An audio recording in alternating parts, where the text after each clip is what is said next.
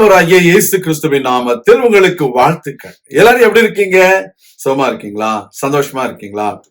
இந்த நாளிலும் ஆண்டவர் கொடுக்கிற ஆசீர்வாதமான ஆலோசனை எபேசியர் 6ஆம் அதிகாரம் 18ஆம் வசனம். எந்த சமயத்திலும் சகலவிதமான வேண்டுதலோடும் விண்ணப்பத்தோடும் ஆவியினாலே ஜெபம் பண்ணி அதன் பொருட்டு மிகுந்த மன உறுதியோடும் சகல பரிசுத்தவான்களுக்காக பண்ணும் வேண்டுதலோடும் விழித்து கொண்டிருங்கள். தேவனுடைய பிள்ளைகளே, கடைசி நாட்களிலே பரிசுத்தவான்களுக்கு அநேக துன்பங்கள் வரலாம். எனவே விசுவாசிகளாகிய நீங்களும் நானும் பரிசுத்தவான்களுக்காக பண்ணும் வேண்டுதலிலே எப்பொழுதும் விழித்து கொண்டிருக்க வேண்டும். Dear children of God, the word of God says we need to pray in the spirit, stay alert and be persistent in our prayers, and we need to pray for the sins of the world on all occasions, at any time. We should not be discouraged, but we should be persistent. And we should stay alert, always to pray in every occasion for all the people of God around the world. Because we are in the end times.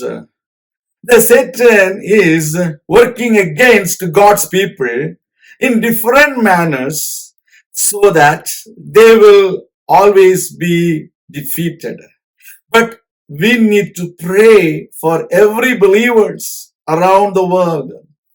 தேவனுடைய பிள்ளைகளே, சத்துருவானவன் தேவனுடைய பிள்ளைகளுக்கு விரோதமாக அவன் போராடி கொண்டிருக்கிறான். தேவனுடைய பிள்ளைகள் எப்பொழுதும் ஆசீர்வதிக்கப்பட வேண்டும் என்பதற்காக நாம் எப்பொழுதும் விழித்திருந்து ஜபிக்க வேண்டும். ஓஷா பாபா, கர்த்தருடைய பிள்ளைகளே, அதை மறந்துவிடக் கூடாது. நாம் நம்முடைய குடும்பத்திற்காக மாத்திரம் ஜபித்தால் போதாது. சுயநலமாக ஜபிக்கிறவர்களாக இருக்கக்கூடாது. We should not be selfish.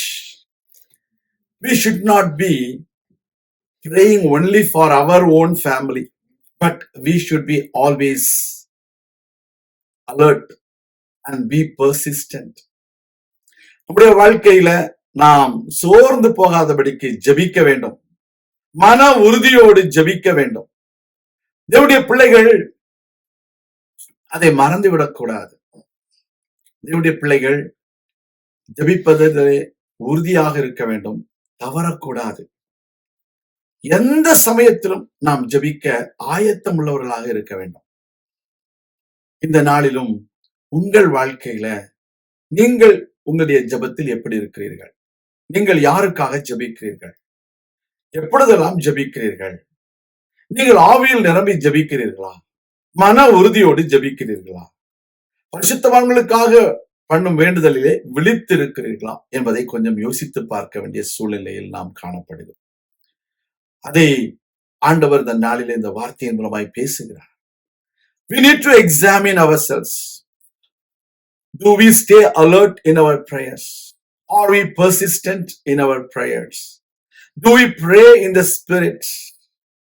Do we pray for the saints all around the world?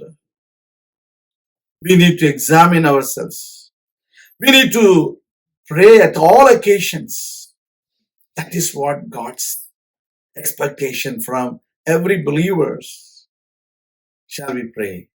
எங்கள் அன்பின் ஆண்டவரே, நாங்கள் எந்த சமயத்திலும் சகலவிதமான வேண்டுதல்களோடும் விண்ணப்பத்தோடும் மன உறுதியோடு பரிசுத்த ஆவியிலே நிரம்பி ஜபிப்பதற்கு நீ கொடுத்த ஆலோசனைக்காக உமக்கு நன்றி செலுத்துகிறோம். தேவனாகிய கர்த்தர் எங்களோடு கூட பேசினுடைய வார்த்தைகளை ஆசீர்வதியும். எல்லா தீமைகளுக்கும் விலக்கி காத்துக்கொள்ளும். அற்புத அடையாளங்களை செய்தரணும். உங்களுடைய நாமத்தை மகிமைப்படுத்தும். எங்களை தாழ்த்தி ஒப்புக் கொடுக்கிறோம். இயேசு கிறிஸ்துவின் நாமத்தில் ஜெபிக்கிறோம் எங்கள் நல்ல பிதாவே, ஆமேன். கர்த்தர் தாமே உங்களை ஆசீர்வதிப்பாராக.